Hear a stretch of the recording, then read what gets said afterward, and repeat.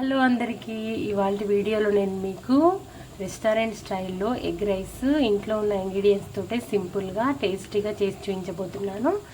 So ఎలాంటి సాసులు అవి యూస్ చేయకుండా, ఎక్కువగా మసాలాలు వాడకుండా మనం ఎగ్ రైస్ రెస్టారెంట్ స్టైల్లో ఎలా ఉంటుందో సేమ్ అదే విధంగా వస్తుంది. తప్పకుండా ట్రై చేయండి. సో దీనికోసం ముందుగా ఒక మందపాటి బాండి తీసుకుని దానిలో ఆయిల్ కొద్దిగా వేసుకోవాలి. ఆయిల్ ఎక్కువగానే పడుతుంది ఎగ్ రైస్కి. దీనిలో ఈ ఆయిల్ కొద్దిగా వేడైన తర్వాత, ఆయిల్ బాగా వేడవ్వాలి. వేడైన తర్వాత మన ఎగ్స్ అన్నిటిని కూడా బ్రేక్ చేసుకొని వేసుకోవాలి. సో వీటిని అస్సలు కదపకుండా అన్నిటిని కూడా వేసుకొని కొద్దిగా కింద సైడ్ కొద్దిగా మొత్తం ఫ్రై అయినట్టుగా అవ్వాలి. మన ఆమ్లెట్ వేసేటప్పుడు ఏ విధంగా అవుతుందో ఆ విధంగా అయిన తర్వాత ఇప్పుడు దీనికి కొద్దిగా ఉప్పు, కారం, ధనియా జీరా powder, garam masala powder add చేసుకుని లైట్గా కలుపుకొని మొత్తం అంతా కూడా కలపొద్దు. సో ఈ విధంగా వీడియోలో చూపించిన విధంగా ఉడకనివ్వాలి.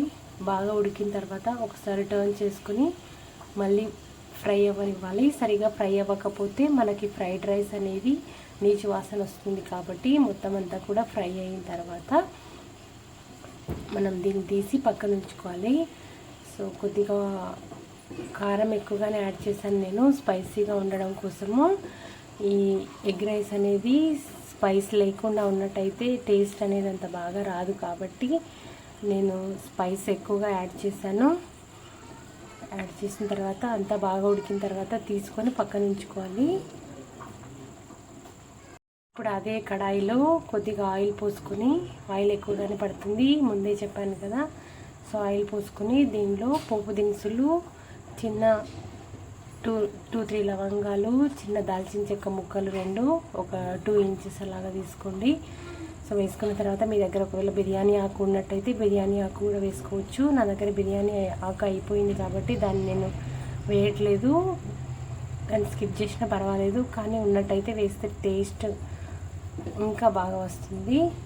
సో దీనిలో లవంగాలు వేసుకున్న తర్వాత కొన్ని మిరియాలు, ఒక 5-6 మిరియాలు వేసుకొని, పచ్చిమిర్చి పొడుగా కట్ చేసుకున్న పచ్చిమిర్చిని ఒక 10 దాకా పచ్చిమిర్చిని వేసుకున్నాను. సో దీనిలోనే పొడుగా కట్ చేసుకున్నటువంటి ఆనియన్స్ ఒక పెద్ద గడ్డ కట్ చేసుకొని వేసుకొని,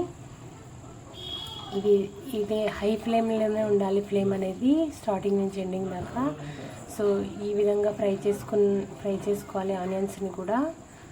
దీనిలోనే కొద్దిగా ఫ్రెష్గా పట్టించినటువంటి అల్లం ఎల్లిగడ్డ పేస్ట్ని యాడ్ చేసుకోవాలి. ఇప్పుడు దీంట్లో కొద్దిగా పసుపు యాడ్ చేసుకుని అదేవిధంగా ఉప్పు యాడ్ చేసుకోవాలి. ఉప్పు యాడ్ చేసినట్టయితే ఆనియన్స్ తొందరగా ఫ్రై అవుతాయి. సో ఇవన్నీ కూడా బాగా ఫ్రై అవ్వనివ్వాలి.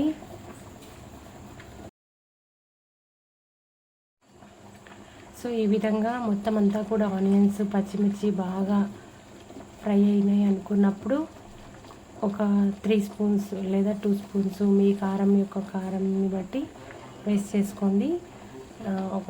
నేనైతే 3 స్పూన్స్ కారం యాడ్ చేశాను. ఫ్రెష్గా తరిగిన కొత్తిమీర, సన్నగా తరిగిన కొత్తిమీర కూడా ఈ స్టేజ్లోనే యాడ్ చేశాను.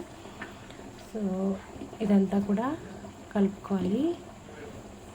గరం మసాలా కొద్దిగా లైట్గా యాడ్ చేసుకోండి. యాడ్ చేసుకున్న తర్వాత మనం రైస్ ఆల్రెడీ వండి పెట్టుకున్నాము. సో ఈ రైస్ మరీ మెత్తగా అయ్యే వరకు ఉడికించకుండా ఒక 90% రైస్ అయిన తర్వాత రైస్ని తీసుకోవాలి, లేదంటే ముద్దగా వస్తుంది రైస్. సో ఈ విధంగా రైస్ యాడ్ చేసుకున్న తర్వాత గట్టిగా కాకుండా కింది నుంచి కలుపుకోవాలి.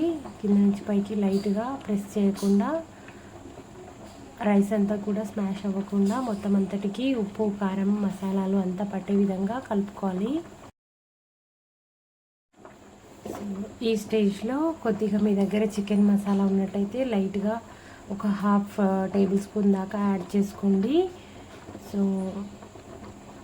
మనకి మంచి టేస్ట్ వస్తుంది, ఫ్లేవర్ వస్తుంది. సో బయట రెస్టారెంట్ స్టైల్లో తిన్నట్టుగా వస్తుంది. సో నాకు సాల్ట్ కొద్దిగా తక్కువైనట్టు అనిపించింది. సాల్ట్ యాడ్ చేసుకొని మనం ఆల్రెడీ రెడీ చేసి పెట్టుకున్న ఎగ్ ఉంది కదా, ఆ ఎగ్ని కూడా ఈ స్టేజ్లోనే యాడ్ చేసుకోవాలి. సో యాడ్ చేసుకొని మొత్తం అంతా కూడా కలుపుకోవాలి. సో ఈ స్టేజ్లో ఒక 5 మినిట్స్ ఉంచేసి, సో చూడండి ఎంత యమ్మీగా చూస్తుంటేనే నోరు ఊరిపోతుంది. సో ఎగ్ రైస్ అనేది దాదాపుగా రెడీ అయిపోయింది.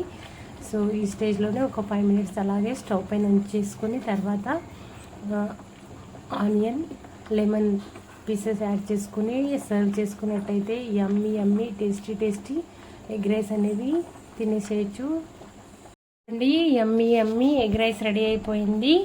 తప్పకుండా ట్రై చేయండి. థ్యాంక్ యూ అండి. Thanks for watching. బాయ్.